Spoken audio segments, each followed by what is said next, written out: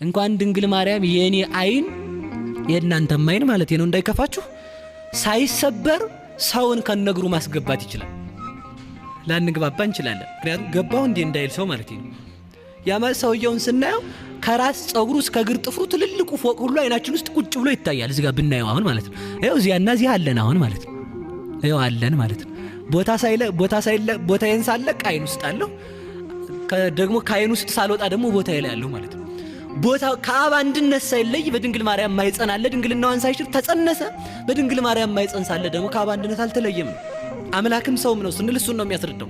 ስለዚህ ምንን ትሰብክልናለች ከተባለ በዚያ በድንግልና የማይለወጥ ልጇን የማይለወጥ ድንግልና እንዳላት ወደ ሰውነት ያልተለወጠ ልጅ አላት፣ ወደ አምላክነትም ያልተለወጠ ልጅ አላት። ሰውም አምላክም የሆነ ልጅ አላት ማለታችን ነው።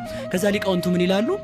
ትንቢቱን እሱ ባወቀ አናግሮታል፣ ምሳሌውንም እሱ ባወቀ አስመስሏል። ምስጢሩ እንደው ምንድነው ይላሉ ሊቃውንቱ ሲናገሩ። ምንድነው ምስጢሩ ያለውን ሲናገሩ እሷ እሱን ወልዳ እስከ ዘላለም ድንግል እየተባለች እንደምትኖር እሱም ከሷ ተወልዶ እስከ ዘላለሙ አምላክ ወሰብ ሲባል ይኖራል። እሷ እሱን ወልዳ እስከ ዘላለሙ ድረስ ስሟ ማን ነው ቢባል ድንግል ወም ነው። ድንግል ወም ብለን እንጠራታለን።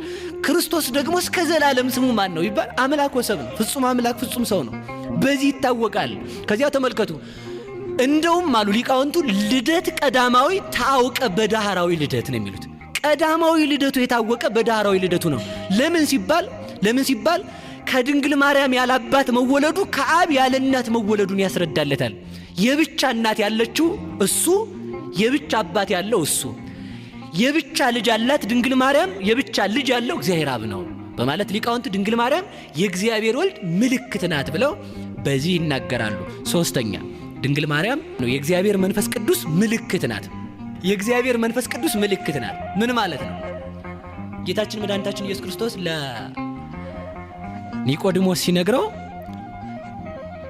እንዴት ነው ከመንፈስ ቅዱስ ልንወለድ የምንችለው ሲለው እስመ መንፈስ ሀበ ፈቀደ ይነፍሕ ቃሉ ተሰምዕ ወይ ተአምር እምኀበሂ ይመጽእ ወኀበሂ ይሐውር።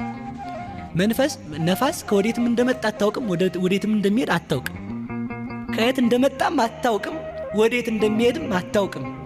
ቃሉን ትሰማለህ፣ ከየት እንደተነሳ አታውቅም። ሲነፍስ ዛፍ ሲያወዛውዝ ልታየው ትችላለህ፣ ወዴት እንደሚሄድም ላትለይ ትችላለህ። እንደዚህ ካለ ነው። ስለዚህ ምን ይባላል ማለት ነው? ድንግል ማርያም የመንፈስ ቅዱስ ምሳሌ ናት ስንል መንፈስ ማለት የማይመረመር ከህሊና በላይ የሆነ ክንፍ ያለው በሮ የማይደርስበት ህሊና ያለው አስቦ የማይዘልቀው ጥልቅ ረቂቅ ዘእምረቂቃን ምጡቅ እምኩሎሙ ፍጥረታት ማለት ነው። በፍጥረታት ህሊና ታስቦ የማያልቅ የማይገመት ማለት ነው። እንደዚያ ከሆነ ድንግል ማርያምንም ህሊና አስቦ ሊዘልቃት አይችልም ነው። ጥያቄ እስኪ ጥያቄ እንጠይቅ። ምድር ሁሉ የተረገመ ከሆነ በተረገመው ምድር ውስጥ የተባረከ መሬት እንዴት ቀረ? ምን እናቃለን ነው መልሱ።